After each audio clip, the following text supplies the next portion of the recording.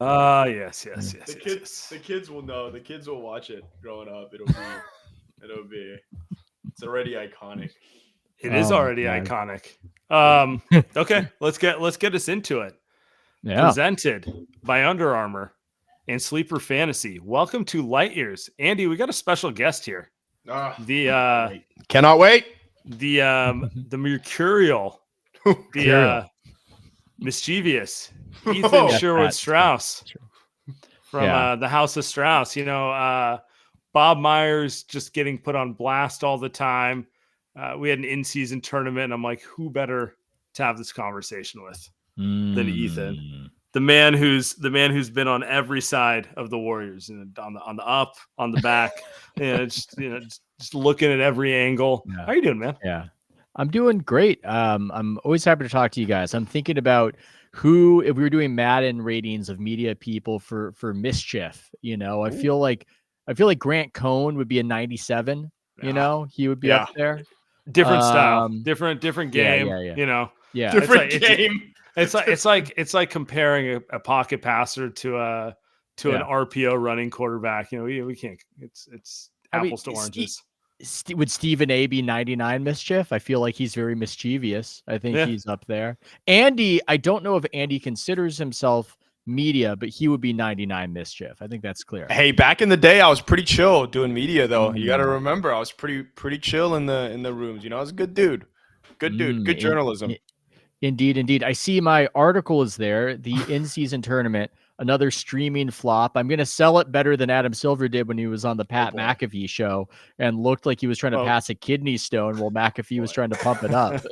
That was a 26-minute interview, boys. That was a lot. Was it really? I didn't watch the whole thing. Like, I hate to say it, but how many interviews do you consume in like 4 different social clips? You're like, I saw enough. That's enough. Yeah. Well, and that's up there. Yeah. No, I would not do it where there's just this feeling of due diligence. If I'm going to talk about what happened, then I have to actually I have to watch the whole thing. But I looked at it and I went, 26 minutes. I mean, this is crazy. These two personalities that could not be more different, colliding for 26 minutes, Pat McAfee and Adam Silver.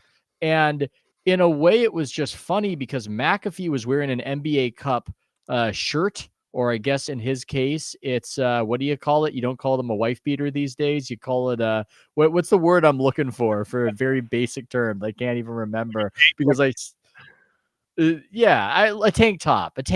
I just so rarely wear. Sure, it might have been a regular NBA Cup shirt. I don't have the best visual memory, which might be why I'm out of the NBA commentary business. Anyway, it was funny because McAfee's wearing the NBA Cup shirt. I don't think McAfee has ever really talked about this at all. I could be wrong. Definitely not. There was this funny thing about the way this is getting deep into it before we get more big picture.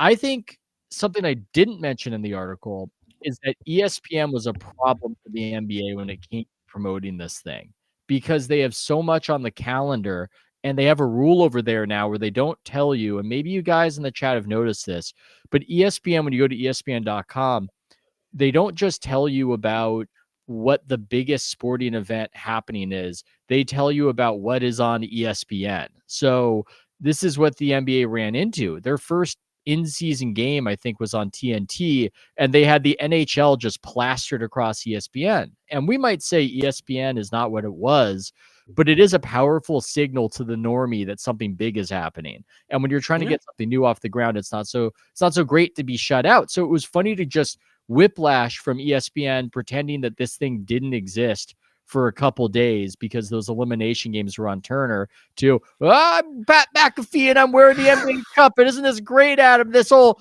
NBA tournament thing. People saying you're a genius, your victory lap. And Silver just let me talk about it. He just talked about how the players care, and that's the only way to judge whether it's going well. Anyway, I will set the stage. Because do better than I did.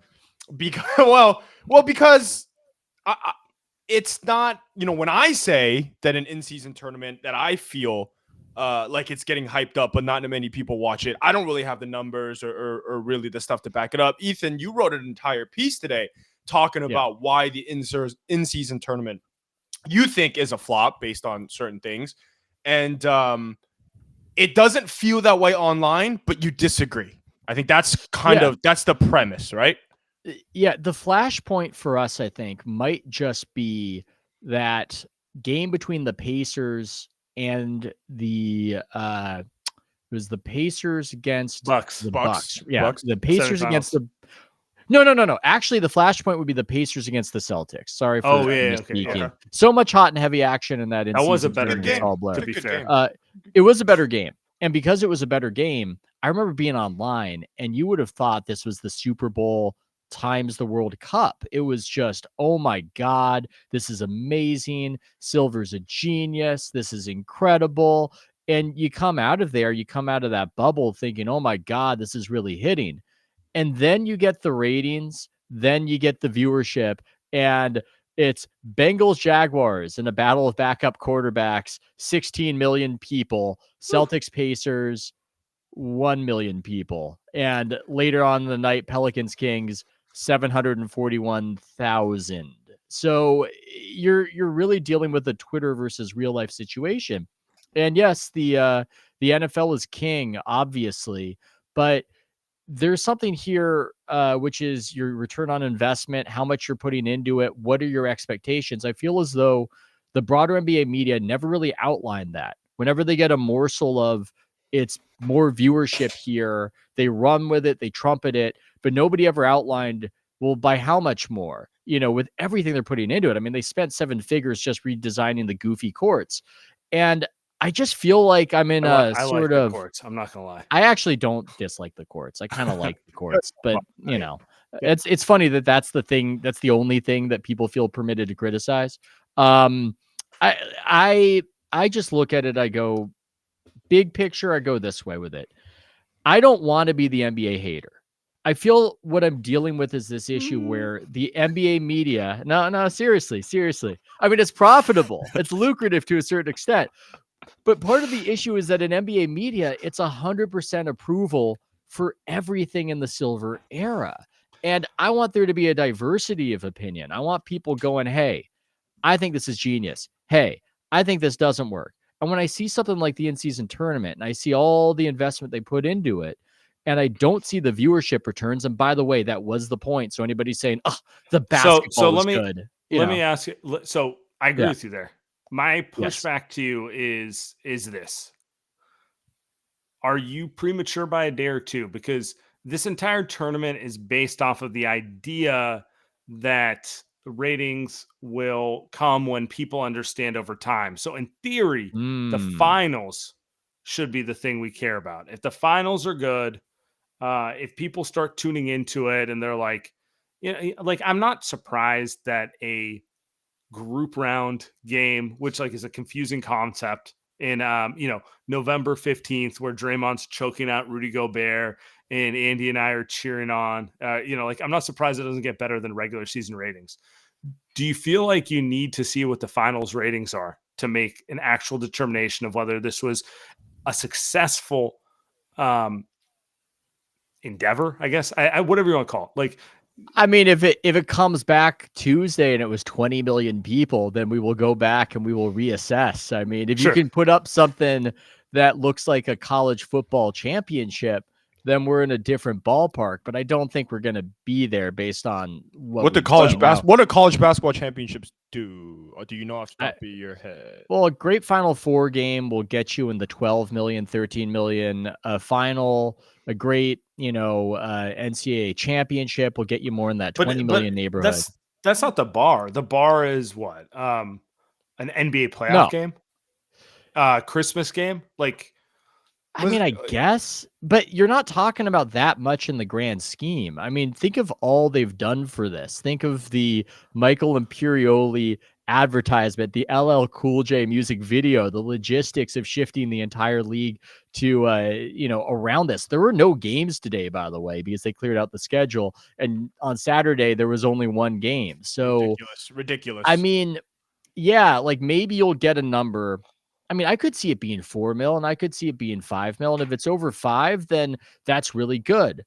Number one, that's highly dependent on it being the Lakers, which is the leading brand along with the Warriors. So that's number one. And number two, that's 1 out of 67 games. And I don't see this mattering more next year. And there's a very basic reason for that. There's no reason for it to matter. I mean, this is where I feel like I'm losing my mind. I know it's not the biggest deal in the world. I know that, hey, it's just basketball. It's not worth tearing your hair out over it. But to me, it would have been so easy to tether this to the regular season. Come up with something. Like, what if it gives your team 5 victories? I don't know. Like, come up with something. And then you can say to the fan, hey, why should I watch this? When I was at a white elephant party last night, I need to explain, why should you watch this? I go, well, they're going to get 10 games in the standings or something. But the reason I think is a little too emblematic of the silver era and the NBA, which is $500,000 for LeBron James and Anthony Davis. I mean, that's we give a fuck. The worst part of it is watching them be asked, "What are you going to do with the money?" It's so cringe. There are so many people out there, and I don't want to be like that, but there are so many people out there that can't even. Bro, Chipotle bowl costs $16, man. I don't give a crap what AD's doing with $500,000 in Vegas. The dude makes $50 million a year. What are we doing here? What are we doing? This is my thing. Why is nobody criticizes this? It's crazy. This is so dumb. My favorite part is like, think of the guys on the back of the bench. I'm like, the guys making $1.2 million. Like, that's still like what like, I get it. They don't make LeBron James money, so like theoretically they have to get a job when they're out of the NBA. But like the rest of come on, man. I mean, that's how many people do you know who make that much? Like, dude, Adam Silver got dragged for comparing himself to Henry Kissinger. I found it way more offensive when he was asked how this would all be measured. And he said it will be measured in terms of the enthusiasm of the players. Will they take it seriously? Will they compete? Will they play as opposed to load management in these regular season games? Will they care about winning? It's like, what is, I don't understand how all this goes. I do understand. It's because a bunch of people dogpile you, like Nick Friedel, when he said the league wants the Lakers to win this thing. But yeah, to me, it's just, I'm okay. I'll go off on one tangent. I'm monologuing too much, but I want to say one thing about this generally, because Grant Cohn, the aforementioned Grant Cohn, I don't agree with every Grant take. I didn't agree with everything he said about Brock Purdy, but I like that he has this phrase quality control that he uses when he talks about the Niners. I think there's some truth to that. One of the reasons it's worth talking about this is because that which isn't criticized is often never improved. And if the entire media response all the time is the clap like seals whenever they pull another goofy gimmick out of their hat, then that's not really the proper response, the proper A/B testing to say, hey, you got to actually make this make sense. This didn't make sense, I guess, is what I'm saying. Yeah. I don't have anything to add. My when this first came out, to me, it felt like a thing conjured up out of nowhere just to get people to try. And I guess they're happy about that. I think maybe if I were to follow, right? Silver said it. If I were to follow Sam's line, maybe long term guys care more. Maybe this becomes sort of a thing. But deep down to me, it's none of this stuff is really relatable. I guess it's nice to see people try. We'll say that. Like, the games were better, but the thing is, people are already watching those games. The people that really, really care about this are already watching it. How do you get the people that don't care to watch this? And then on top of that, to me, it's what is the point of this, right? Because you're saying it's to get viewership. Is that the whole point? Is that truly the whole point? That's the whole point. That's why it's so annoying when you talk about this stuff. Not quality of the game. It's viewership. Well, it's like, people. It's this weird thing where the NBA, I think for some complicated reasons, has a lot of please like my sportism to it. That's every sport other than the NFL, to be fair. Yeah. Yes, they're on top, I guess. Yeah, the hockey guys are like that. Soccer fans are like that. Baseball. Yeah. the entire well, baseball isn't broken. See, the Dodgers paying $700 million for Ohtani, and I'm sitting there, I'm going okay, but let's. But baseball pitch clock was good though. By the way, that was objectively good. You bring up a good point though. You bring up a good point though, because all of these leagues you talk about have different flavors of the same problem. Sure, and that's too many games. We live in an events world now. There's so much noise that you need a signal to cut across it. So you need events. You need a UFC fight. You need an NFL Sunday game. And the leagues that have tons of games, they just get lost in the shuffle. So we can say, hey, baseball is too slow. We can say basketball, the players don't care enough, load management, culture, politics, whatever. Soccer, I don't know. Who knows? That's a whole different thing. Yeah, I know. Hockey, I meant to say, not soccer. Hockey, it's a Canadian sport. Whatever you want to say, but they all have the same problem. So I look at it as, hey, no risk, no reward. The NBA tried to do this TED Talk thing of, hey, if we put some glitz and some glamour and we put it in Vegas and we say the players care, we won't have to do the hard thing and just shorten the season, regularize the games, maybe have it be 44 games, and they're all on Tuesdays and Thursdays, so everybody knows. Whatever your preferred method, they don't want to take the risk of that might not work, and they've given up all this gate revenue and all this, other kinds of RSN revenue. But I think that's what they should do. And rather than do the hard thing, they just try to reshuffle the deck chairs and say, we're going to sell off a part of the in-season tournament to some tech company. It's like, why would they care? Why do they want to buy something that's going to get them like 1 million viewers on a Monday night? You bring up Netflix, right? You bring up Netflix as one that doesn't care about the in-season tournament, which to me is interesting because it's not like Netflix is known for being this great quality giant it's not like they bring you great material. So if Netflix is saying no, I like the Adam Sandler movies. Excuse me. I do. Netflix churns out quantity. They don't churn out quality. So them, and I know hopefully I'm not like giving away too much of the thunder, Ethan, but like them saying no to the documentary of the in-season tournament. That was amazing. That's pretty funny. I didn't actually see it until I saw the link. That was this whole sequence where I was hearing those whispers too, where they're making this in-season tournament so a big streamer can have a docu-series around it. And then it came out in the Sports Business Journal and some other publications that Netflix is interested in doing a docu-series. And then Lucas Shaw, who's a very plugged-in entertainment reporter at Bloomberg, said, no, they're not. They don't care. They don't care. I mean, the reality is all of the sports have to consider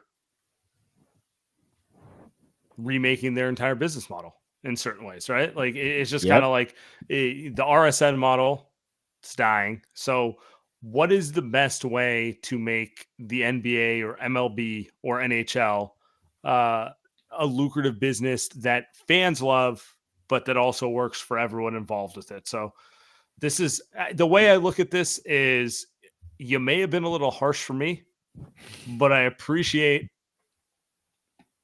literally taking anything other than like look how great the tournament was, view. Like, oh my God. Well, I don't understand.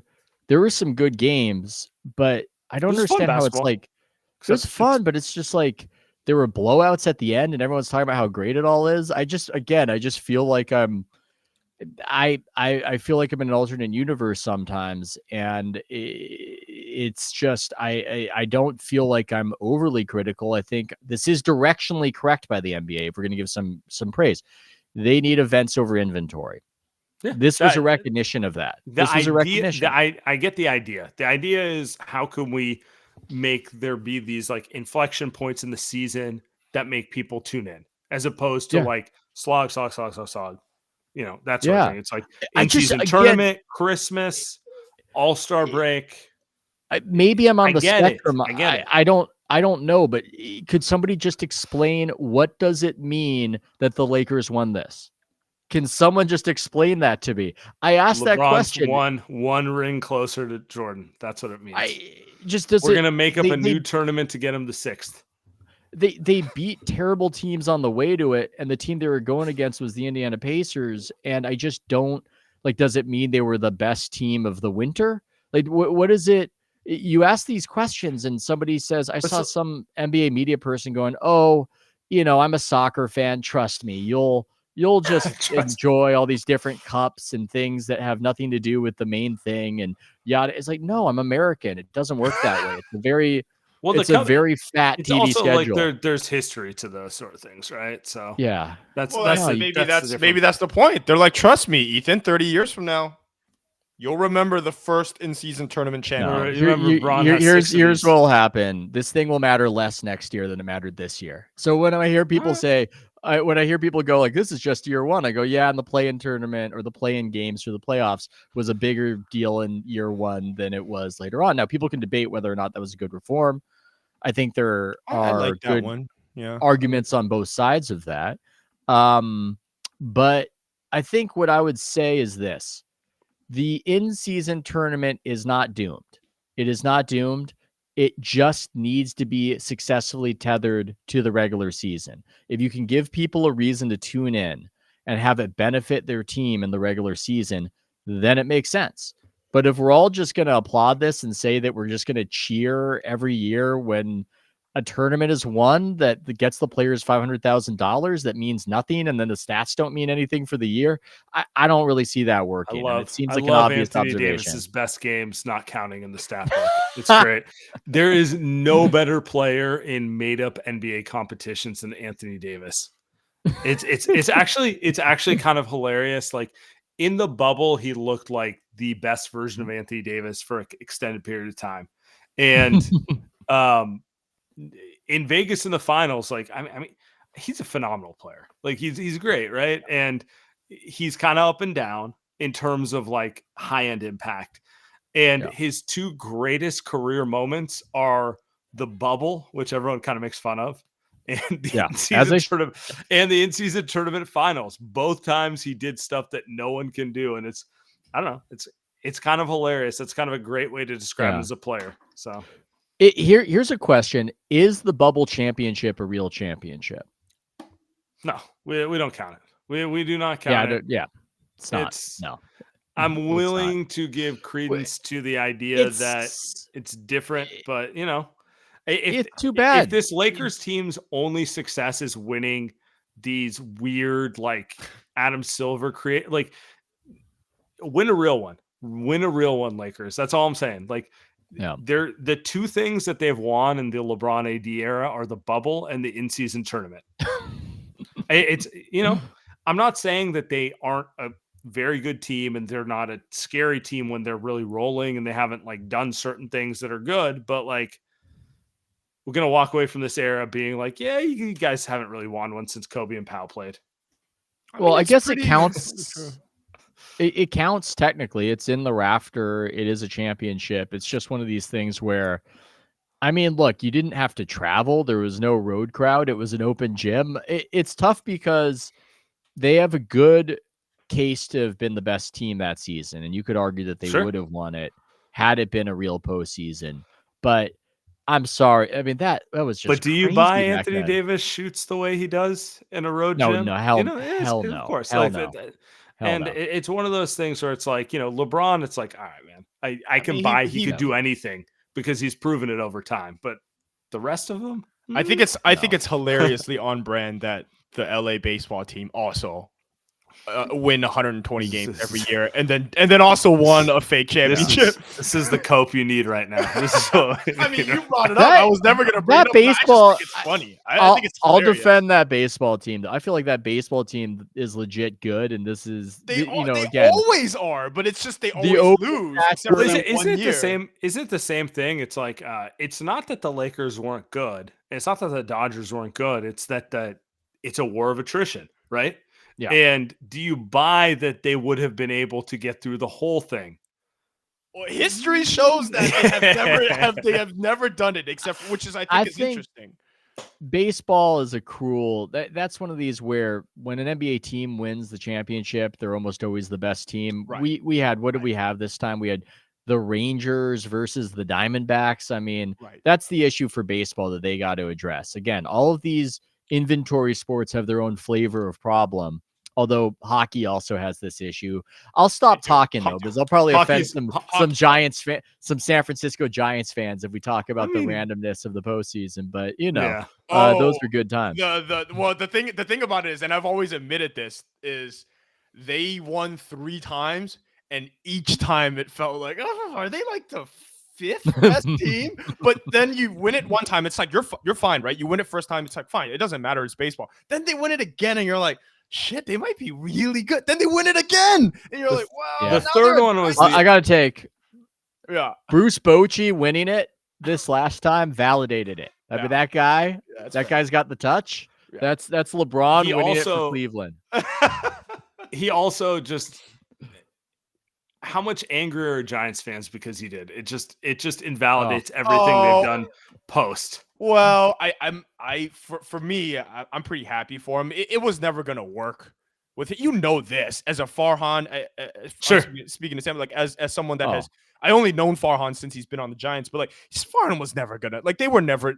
But does it not make you just second guess everything about Farhan and like, sure, is this? It just. I mean, I've been doing that the last few years. That's for sure. It's just Giants fans. It's twisting the knife. Yeah. No knife twist harder than what just happened. No. Giants fans like it because then they like being able, because they're disenchanted with the team.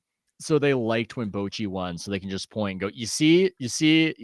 Like, that's I fair. feel, that's I mean, I think there was that to it. Speaking of disenchanted with the team and looking for pain. Ooh, I can't really defend it. It was a mistake. Major mistake. Oh my God. Oh, Bob. We played the other sound on Thursday's pod, or I guess Friday's pod. And Bob Myers just on the apology tour. Tyrese Haliburton obviously having his coming out party for those of us who are into the in-season tournament. Not quite the same as the playoffs, but the way he's playing, that's coming too. Excellent player.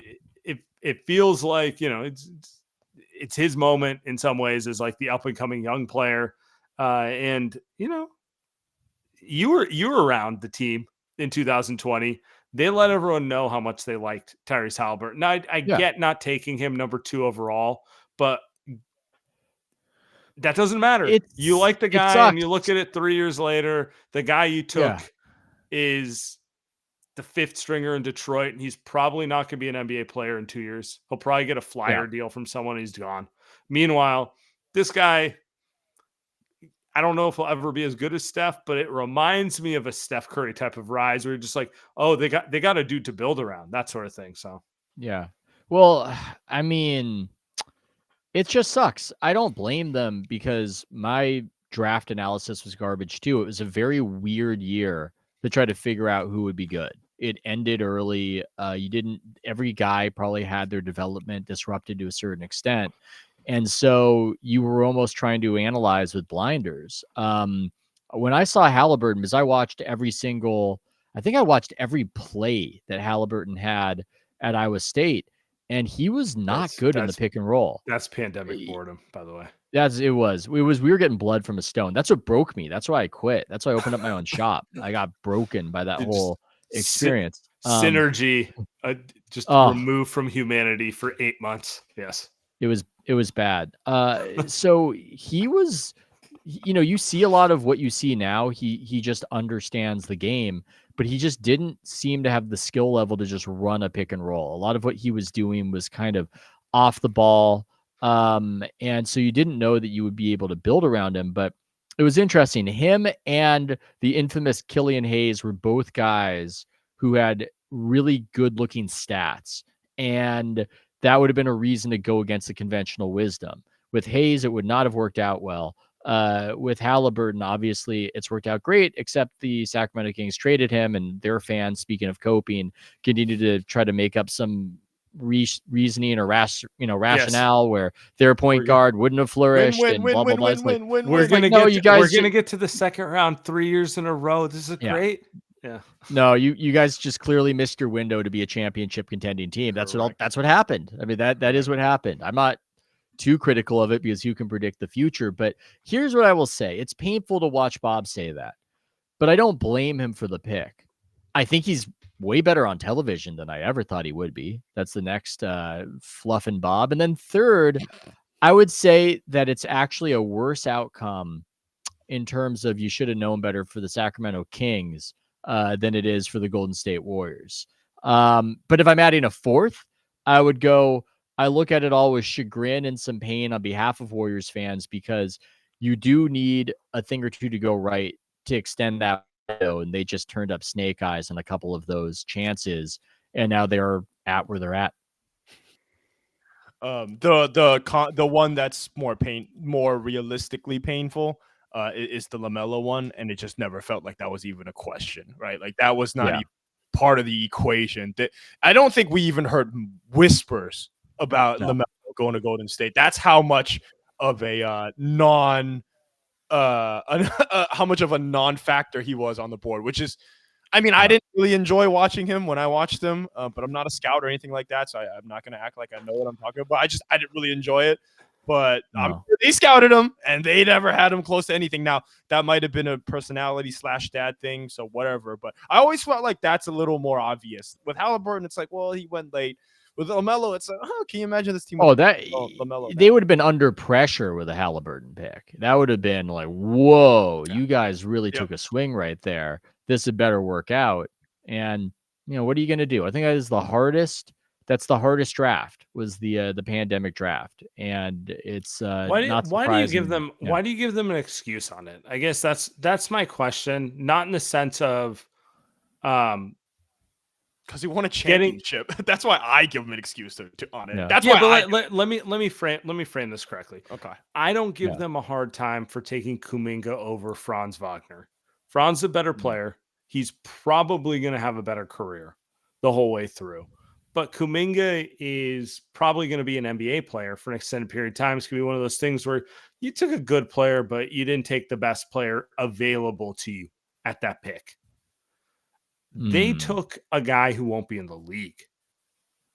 They took Darko Milicic. They took Hasheem Thabeet.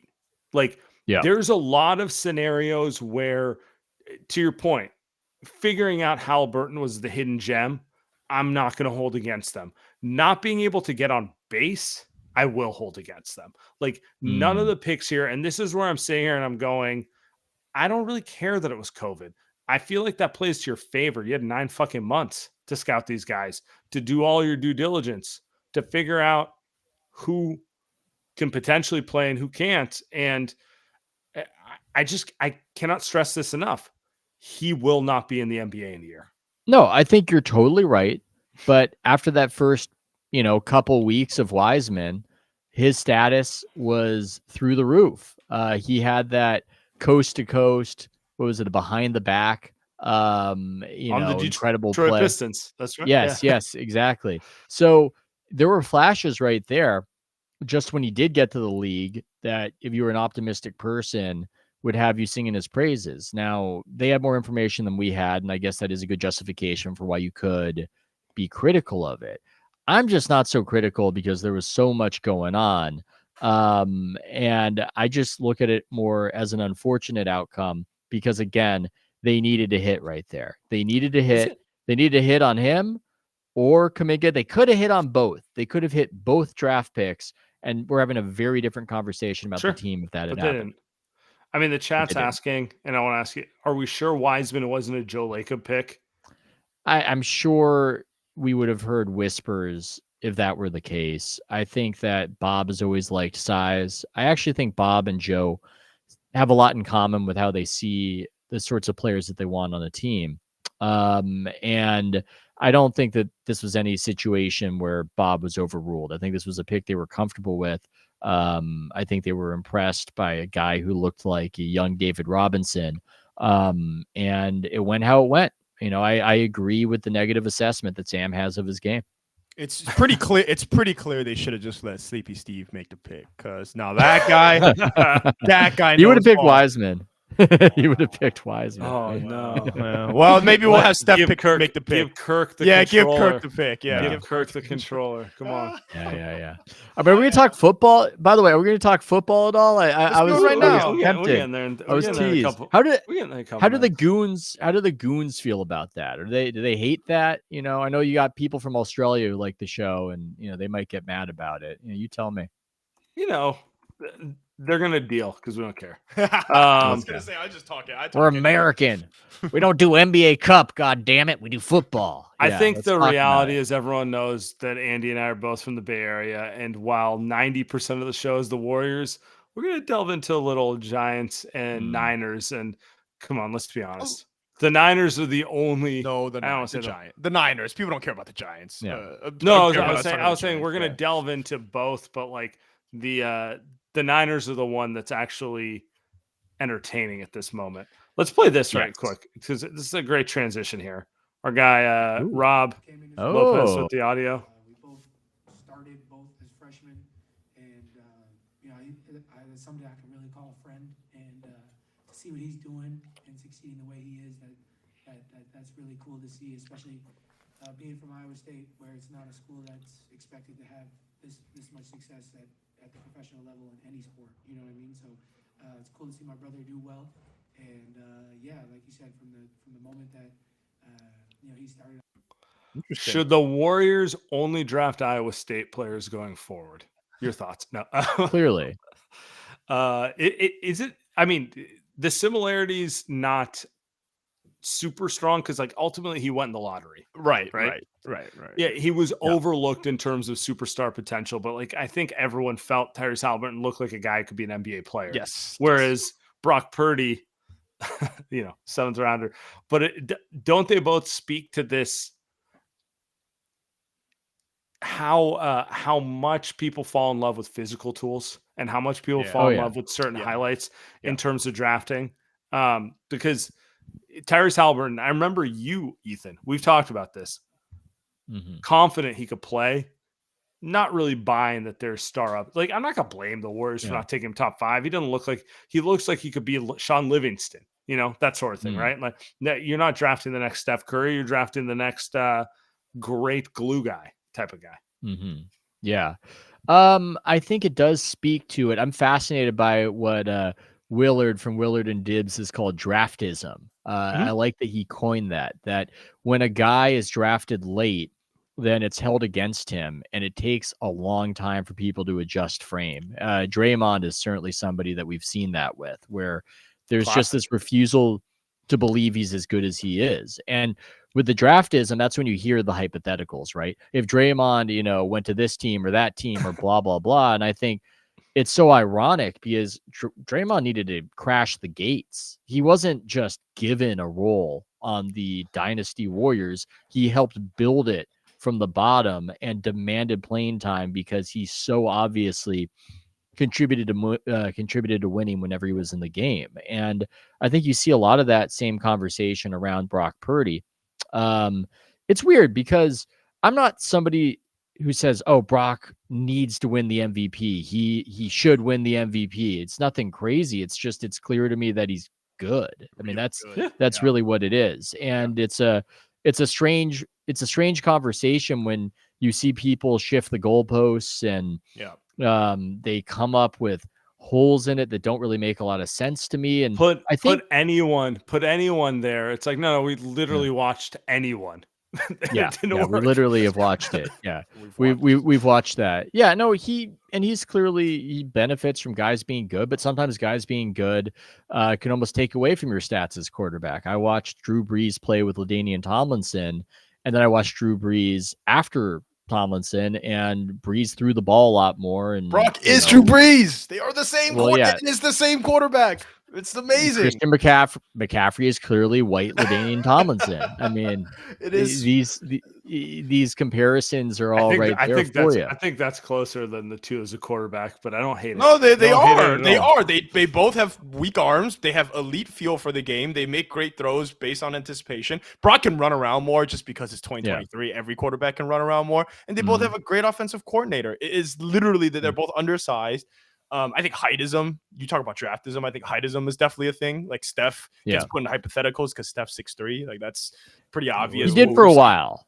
Yeah, after a while, it only took a decade of being one of the 3 best players in the league for people to be like, okay, maybe he's okay. But like it took until the 4th championship, right? Because it's like people always talk about how KD's better than Steph. It's never been the case. Like, Steph has always been better than him. Always been better than him. There's heightism as well. I mean, there's a lot of isms out there.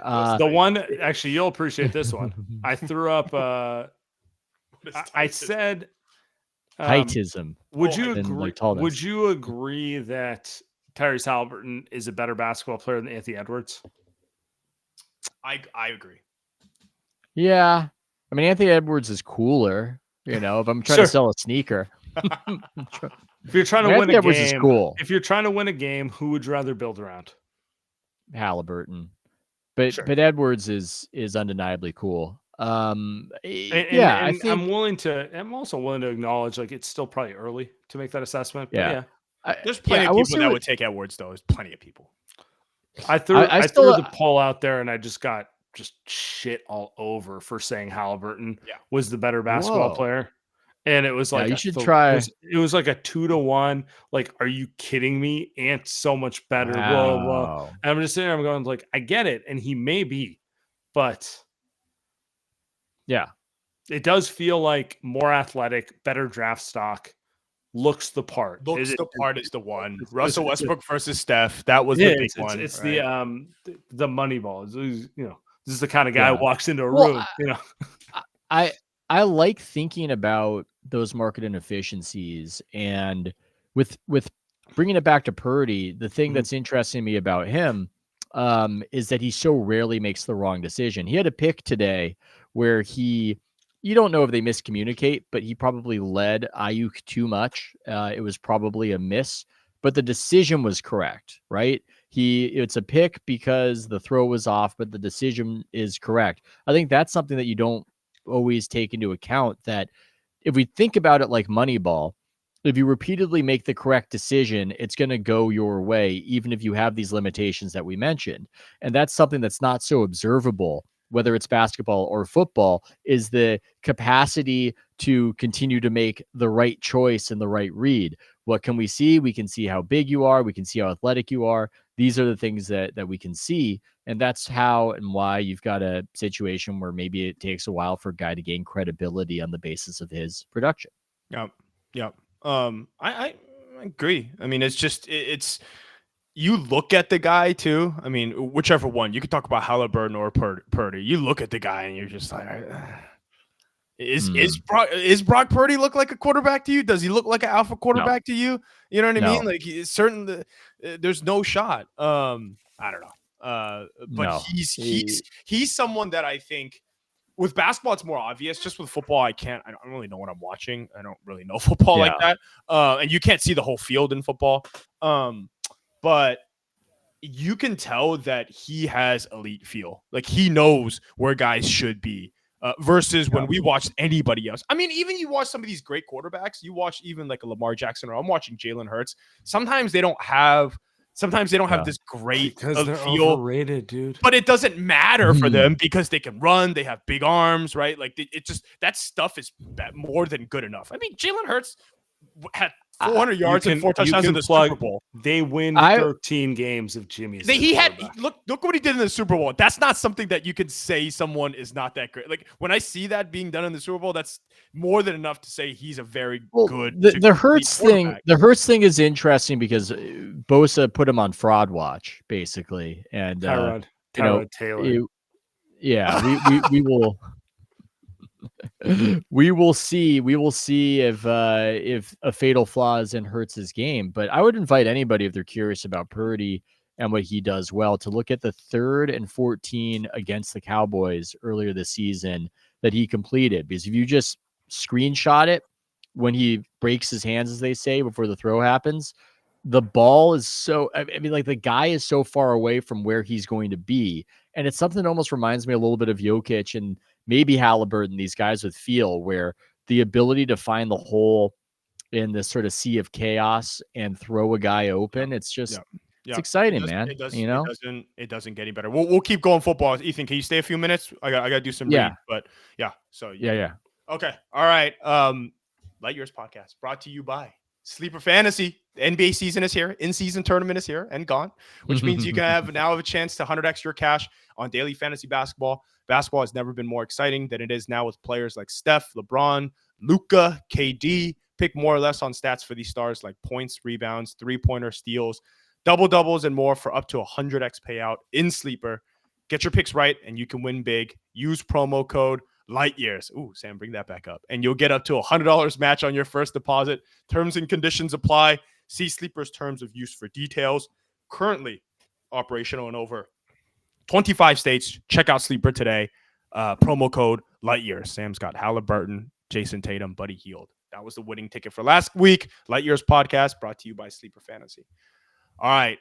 Also, Light Years Podcast brought to you by Under Armour. Steph Curry makes you believe you can do anything. And the Curry 11s are specifically designed with ultimate balance, grip, and stability to allow everyone to do their thing. New generations of ball players are coming up, showing that the basketball world, that the old rules do not apply. The future is exciting, fast, positive, and hungry. The NBA season, rock with your favorite player and rep his shoes on and off the court. The Curry 11s are perfect for both the committed and casual ballers. The UA Warp Tech makes the shoe feel like it was designed for your feet. Locked in no matter what you do on the court, stopping your tracks with dual density UA Flow, cushioning and traction. An emergency brake you don't even notice. Steph's 11th signature shoe steps into the second decade of a sneaker career, pulling a colorway inspiration from the wonders of a positive and modernized future. On off the court, take these kicks with you when you leave the scrimmage and rep UA wherever you go. Do your thing, change the game. Curry 11 Future Curries are available now at currybrand.com. And we are brought to you by AG1. So I've been waking up at 7:40 a.m. every day, fully energetic since drinking AG1. I felt more energized, got my daily dose of vitamins, minerals. Subtract 2 hours, and you're with me. Yeah. And I'm with you. That means I need more AG1. You get your pre and probiotics and more. It's a powerful, healthy habit that's also powerfully simple. It's just one scoop mixed in water once a day, every day. You could be, if you're having trouble staying focused or feeling energized with whatever you're doing, AG1 covers your bases with the high quality ingredients, with all that stuff. You got adaptogens, antioxidants, and whole food source nutrients. If you drink it daily, I know if I drink it daily, I'm going to avoid the afternoon slump, and I got a little more pep in my step. AG1 is the supplement I trust to provide the support my body needs daily, and that's why I'm excited to welcome them as a new partner. Here's your choice. Here's your chance to start every day this season with a gift to yourself. Try AG1. Get a free 1-year supply of vitamins D3, K2, and 5 free AG1 travel packs with your first purchase exclusively at drinkag1.com/lightyears. That's drinkag1.com/lightyears. Check it out. Nice. Nice. The Eagles just went for it on 4th and 9. Did not get it. That's my play. Bills are paid. The Bills are paid. The Bills are paid. Analytics. By the way, I saw a team today that I think it was the Jaguars. They were down 10, scored a touchdown, and then went for 2 with about like a minute left. And I was told by a buddy of mine that watches a lot of football that the analytics tell you that it's smarter for you to go for 2 so that you have a chance to win the game with the field goal. I thought that was a little ridiculous. I know this is not a topic on the rundown, but I'm just throwing it out there since you talked about going for it on 4th and 9. I remember seeing that and thinking it was curious, but I also haven't invested too much mental energy in whether that's a bad idea. It feels like one of those things where if you do it 100 times, it plays in your favor, but they're going to probably fire you before the 100th time. You know what I mean? Well, Brandon Staley's gonna be gone, right? So it's like how many times do you need to play that out for it to work in your favor? Yeah. Or you can have a season where 4 out of 5 go wrong and you go 6 and 11 and you're fired. Yeah, I like what the Eagles do. It's funny. I'm not a huge believer in them overall, but I like how they go about things, and I like that stuff. Why are you? Can I ask you this? Let's. Why are you anti is the wrong word. Why don't you believe in the Eagles? Because I just think they need to get I just think they need to get healthy. Honestly, that's where I'm at with them. I think the Niners did what they should have done, which was beat them down in the moment. But I'm gonna give them a little. You know, you went there last year. I think you're a better team than what we saw a week ago. Well, they've lost guys over the offseason, and who do you expect to get healthy? I just look at them as their linebackers are terrible, and you can dink and dunk them to death. I mean, to bring it back to the Purdy conversation, it was interesting to see Purdy almost was that guy in that game against them that his critics think he is, where it was just a little screen pass and then it goes 50 yards. But the reason the Niners did that is because the Eagles are so weak and in that part of the game. And I just think that's devastating. And then I do think there's something to what Bosa has said about Jalen Hurts. I do think there's something of a blueprint. At the moment we're having this conversation, he's 12 of 21 for 135 yards. Yeah, he's strong. Yeah, I mean, who knows how this game will finish up, but they don't seem like they have it. They seem like a Moneyball team that is operating in a very smart way and just maximizing any edge they can find. But I think at a certain point, you're just not good enough to get those edges. And I mean, that was one of my main points is this tush push is this incredible play that in any close yardage situation can get you a conversion. But what that ends up doing is it almost obfuscates that the overall quality around it has fallen off. And it's crazy to say that about a team that already has 10 games, but that's how I see it. Nobody looks at me and thinks I'm Mr. Football. So just, hey, no, it's just a guy talking, You've caught them at a weird, like month-long kind of malaise too. Like they've just been playing not great teams and barely beating them. And then now they're playing good teams and getting waxed. I don't know because that's as a Niners fan, I've seen them lose to these type of quarterbacks multiple times in my career. But like that's every team though. Like every team loses to guys like that. I've also seen my team lose to Eli and Flacco, who don't move at all. So just kind of bullshit quarterbacks who just got hot in playoff rounds. So it's kind of okay. I should be clear what Bosa said. Bosa said you can't let Hurts scramble in the B gaps, basically to do those just more interior scrambles.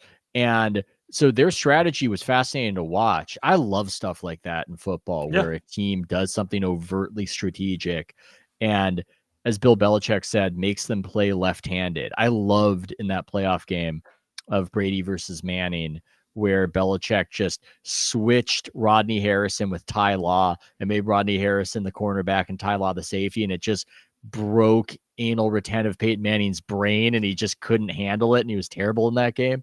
I love stuff like that, and that was a weird game between the Eagles and Niners because it almost looked like they were trying not to sack Hurts. They were just trying to flush him out of the pocket and not give him that gap, and it looked like it was probably frustrating for the defensive lineman, but he was really bad when he's flushed. And so I don't know if that's something that you can just fix or you can work on, or something they can do some sort of counter to it. But like the flip side to it is like the Eagles now have film on it. It's like, it reminds me of, and we'll learn if Jalen Hurts is that dude or this is a thing, because how many years did Greg Popovich do we're going to overplay Steph's 3-point shot and force him into driving? And how many times do you watch Steph just like, oh, they're taking away my sidestep 3, and it like flummoxed him, right? Yeah. And then he just realized, like, wait, they're just giving me a layup. I'm just gonna take it. And it's like that sort of thing where it's like you'll learn something about, like, because with every coverage, right? Like you're giving something up. You're making a conscious decision to take away the thing that makes you comfortable, and they're betting that you're not able to adjust in real time. Well, yeah, and we'll learn if Hurts can make that adjustment. I think it is funny though that Purdy gets a lot of that that analysis when you look at Hurts and he's playing with 2 number 1 receivers, and it's just that's pretty good. Great tight end. And the best I think the most important thing is the best offensive line of a decade. Yeah, he does have a great old line. The skill, like skill guys are overrated. Like give a quarterback an extra second and they all look good. They all look better than they are. Like Purdy. Oh, that reminds me. Purdy Sorry, got- go you're right, and I'm interrupting you, even though it's your show. I need to talk about the Jim Park spaces moment. I need to. I mean that needs to get discussed in some capacity. I can't stop thinking about it. How many of you in the chat? I missed this.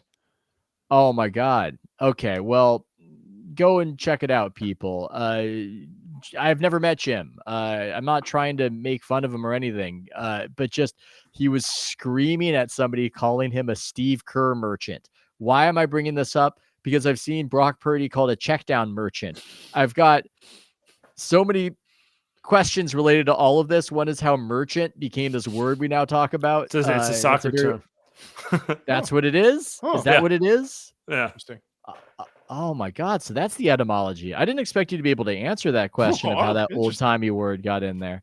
Yeah. Like everybody's a merchant now. That's number one. And number two, do you guys share that perspective? Are you guys angry at the Steve Kerr merchants? You know? Oh, okay. We're back. We're back. You just wheeled us straight back. Yes. One of the worst, I think, coaching seasons I've ever seen. And, this started at FIBA, which was a pathetic performance by Team USA, and part of it is Team USA's fault. Part of it is Steve Kerr's fault, and you see how kind of I'm locked in right now because this has been a pathetic kind of campaign here for him, and honestly from the Warriors too. Like they lost that game. It wasn't Steve Kerr's fault that Draymond stupidly fouled Chet Holmgren and guys were turning the ball over. Steph Stone shit out of bounds, and Andrew Wiggins can't kick it to the wide open guy on the wing. Instead, he's throwing it right to the other team on the baseline, right? So like that stuff. Steph merchants. Yeah, they're all Steph merchants. It's really perfect. Sam, thank you. They're all Steph merchants. You guys are Steph merchants. This whole merchant thing, man. I wish I had this word before.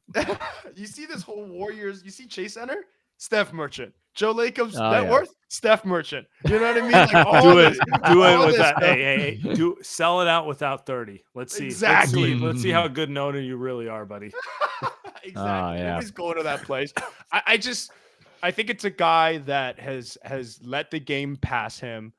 He's stubborn. He's stubborn with his guys, which I think fine, whatever. But he has now kind of. The locker room tuned him out last year. I think the locker room's definitely tuned him out now, especially the younger guys. And I know the schedule gets easier. I know the Warriors could easily be 5 games over 500 if they had won some of these horrible losses. But I just don't think this is a real good team. Just end of day. This is just not a real good team. I'm impressed by their ability to be up by 20 and lose. That's a very unique quality. I want to ask you. I want to ask you this, Ethan. I was debating this one. Is it worse to constantly go down 10 to 20 and claw your way back, only to lose, or to go up 20 and find ways to lose? I think emotionally, it's obviously worse to go up 20 and lose. But I do think it probably speaks more to your quality if you're able to do that. When both teams step up and they're kind of have equivalent energy and, it just seems like that's a situation where you can just clean some things up. We need to do this, and that in order to not throw these games away. That just seems to be an easier problem to solve. But goddamn, is it frustrating and very odd. Yeah, I don't have much to say about it. I don't want to speak So you think that's worse than, because I'm trying to understand, is it worse to come out flat and constantly claw your way back and then never get into it, or come out like guns blazing, we're hot, and then slowly someone just, undresses us? Well, I mean, one way sells way fewer concessions at Chase, and that's the coming out flat.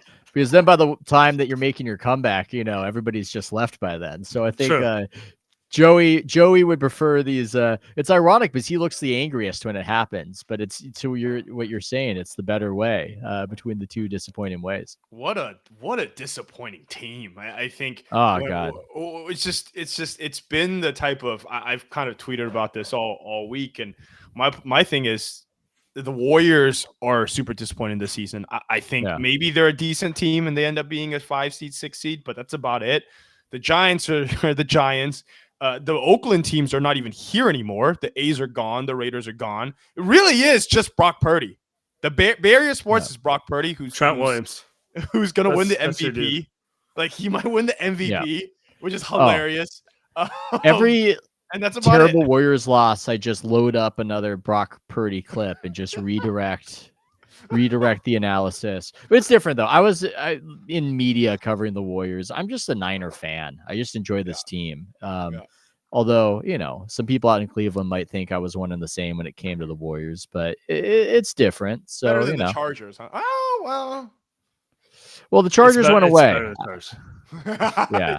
Here's the thing. Maybe the Chargers need to call themselves the San Diego Chargers without moving back. I feel like nobody cares. I just want the familiar letters, and I can get behind the Chargers sub if I just see the letters. Baby Blues? Do they still do the Baby Blues? They do. They do the Baby Blues. Yeah, they do. Well, Herbert's now off for the season, so they're cooked anyway. But all right.